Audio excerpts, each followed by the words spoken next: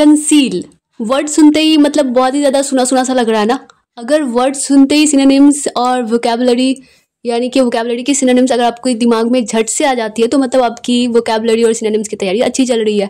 लेकिन अगर वर्ड सुनते ही अगर आपके दिमाग में 2-3 भी कम से कम अगर सिनोनिम्स नहीं आते हैं तो मतलब आपकी प्रैक्टिस में कमी है। मतलब आपको और रिवीजन करना चाहिए और प्रैक्टिस करनी चाहिए और मेहनत करनी चाहिए।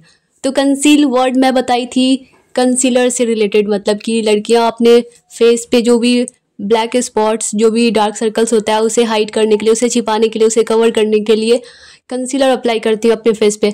तो कंसील का मतलब होता है छिपाना और इसका सिनोनिम्स होगा हाइड या फिर सीक्रेट। सीक्रेट का 2 स्पेलिंग होता है, एक तो होता है SECRET, इसका मतलब होता है मतलब गुप्त या फिर छिपाना भी होता है, और SECRETE वो भी होता है सीक्रेट ही होता है और उसका मतलब होता है छिपाना। तो दोनों का मतलब सेम ही हुआ। तो हाइड या फिर सीक्रेट या फिर बेरी, ब्यूरी नहीं इसे पढ़ना है बेरी, या फिर इसका सिनोनिम्स होगा स्टैश या फिर होगा इंटर। तो कंसील मतलब होता है छिपाना और इसका सिनोनिम्स याद रखना है हाइड, सीक्रेट, बेरी, स्टैश या फिर इंटर। हाइड का मतलब होता है छिपाना, सीक्रेट का मतलब होता है गुप्त राज, और बेरी का मतलब होता है दफनाना, दफन करना, और स्टैश का मतलब होता है छिपाने की जगह, और इंटर का मतलब होता है दफनाना या अंदर करना। तो कंसील इसका सिनोनिम्स होगा हाइड, सीक्रेट, बेरी, स्टैश या फिर inter. Next is exposed. Exposed करना मतलब अनावृत करना, मतलब शो करना, दिखाना, मतलब किसी चीज़ को कवर किए हुए चीज़ को मतलब अनकवर करना। तो एक्सपोज्ड इसका सिनोनिम्स होगा शो विदाउट कवरिंग यानी कि बिना कवर के, और अनकवर्ड या फिर अनवेल्ड। वेल का मतलब होता है ना घूंघट या पर्दा, तो अनवेल्ड मतलब कि घूंघट हटा हुआ, कवर किया हुआ नहीं। तो एक्सपोज्ड का मतलब होता है अनावृत, तो इसका सिनोनिम्स याद रखना है शो विदाउट कवरिंग, अनकवर्ड या फिर अनवेल्ड। शो का मतलब होता है दिखाना या दिखाओ, विदाउट कवरिंग का मतलब होता है बिना ढके, अनकवर्ड का मतलब होता है खुला यानी कि कवर नहीं है, अनवेल्ड का मतलब होता है अनावरण किया यानी कि पर्दे से हटा हुआ बिना घूंघट के।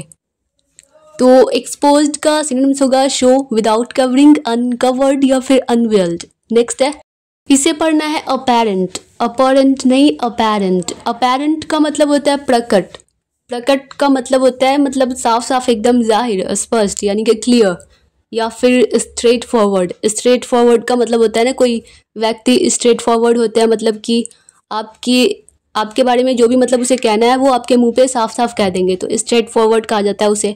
आर्टिकुलेट का मतलब होता है स्पष्ट, और ऑब्वियस का मतलब होता है जाहिर या जाहिर तौर पर, और ऑब्जर्वेबल का मतलब होता है नमूदार या फिर जाहिर होना या जिसे देखने लायक कहा जाता है, ऑब्जर्वेबल।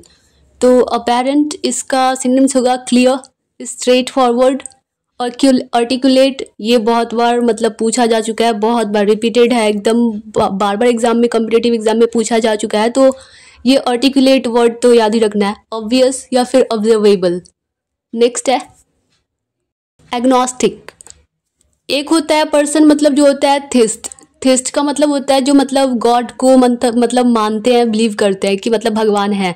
और एक होता है मतलब नास्तिक, अथिस्ट जिसे कहा जाता है, मतलब जो मतलब नास्तिक होता है, भगवान को नहीं मानते हैं। और एक तो होता है मतलब कि जो ये होता है कि मतलब भगवान है ही नहीं एकदम, मतलब बिलीव ही नहीं है कि मतलब भगवान जैसा मतलब कुछ है ही नहीं, तो उसे कहते हैं एग्नोस्टिक।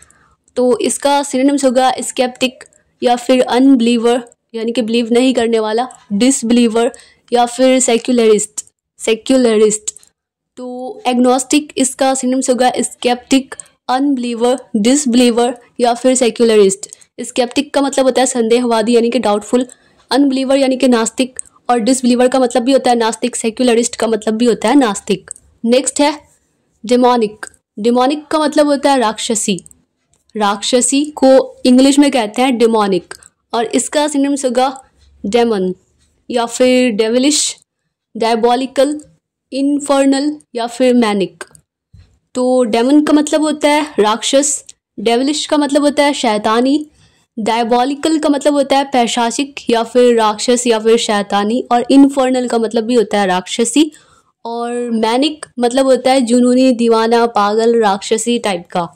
तो डेमोनिक इसका सिनोनिम्स होगा डेमन, डेविलिश, डायबॉलिकल, इन्फर्नल या फिर मैनिक। नेक्स्ट है, तो अब नेक्स्ट करेंगे नेक्स्ट वीडियो में, क्योंकि आजकल देख रही हूँ कि मतलब जो भी वीडियोस अपलोड कर रही हूँ लॉन्ग वीडियो, थोड़ी मतलब 14 मिनट्स 15 मिनट्स की वीडियो, तो मतलब उस पर कुछ व्यूज़ ही नहीं आ रहे। तो अब थोड़ा सोच रही हूँ कि मतलब अगर मेहनत कर रही हूँ तो उसका कुछ फल मुझे भी मिले, तो मतलब थोड़े कम ड्यूरेशन वाली वीडियो अपलोड करूँ, ताकि देखती हूँ कि वीडियो पे व्यूज़ आ रहा है या नहीं, क्योंकि मेहनत लगता है भाई वीडियो बनाने में। क्योंकि जब लॉन्ग वीडियोस पे अच्छे व्यूज़ देखूंगी, अच्छे रिस्पांस देखूंगी, तभी तो लॉन्ग वीडियोस बनाऊंगी, क्योंकि मेहनत लगता है, जो फैक्ट है। और मेहनत करके भी अगर कुछ हासिल ना हो तो फिर मेहनत करने में मन भी नहीं लगता, और फिर मतलब बना तो सकती हूँ लॉन्ग वीडियो, और कोशिश भी करती हूँ कि लॉन्ग वीडियोज़ ही अपलोड करूँ, ताकि आप लोगों को एक ही वीडियो में ढेर सारी मतलब कई सारे सिनोनिम्स वर्ड्स मतलब सीखने को मिले। तो मतलब लेकिन उसका कुछ मतलब प्रॉफिट भी तो होना चाहिए, क्योंकि बस वीडियो बनाने से थोड़ी ना मतलब है। सॉरी गाइस फॉर डिस्टर्बेंस, क्योंकि आप लोग यहाँ पे पढ़ने के लिए आते हो, लेकिन फिर भी एक होता है ना कि जब लोग ज़्यादा आते हैं पढ़ने के लिए, तो मतलब आपको पढ़ाने में भी अच्छा लगता है, मन लगता है कि आप उन्हें पढ़ा रहे हो, कुछ सिखा रहे हो। लेकिन जब रिस्पांस वीडियो पे कुछ अच्छा आ ही नहीं रहा, कुछ व्यूज़ ही नहीं आ रहा, तो मतलब पढ़ाने में बिल्कुल भी मन नहीं लग रहा। और ऐसा मैंने कई सारे चैनल को देखा है कि मतलब बिना फेस ओवर किए भी मतलब अच्छे व्यूज़ आते हैं, और मैं भी वो सारी चीज़ करती हूँ, टैग लगाती हूँ, डिस्क्रिप्शन लगाती हूँ, लेकिन फिर भी व्यूज़ ही नहीं आ रहा। तो क्या पता, ऐसा लगता है जैसे यूट्यूब को मुझसे ही दिक्कत है।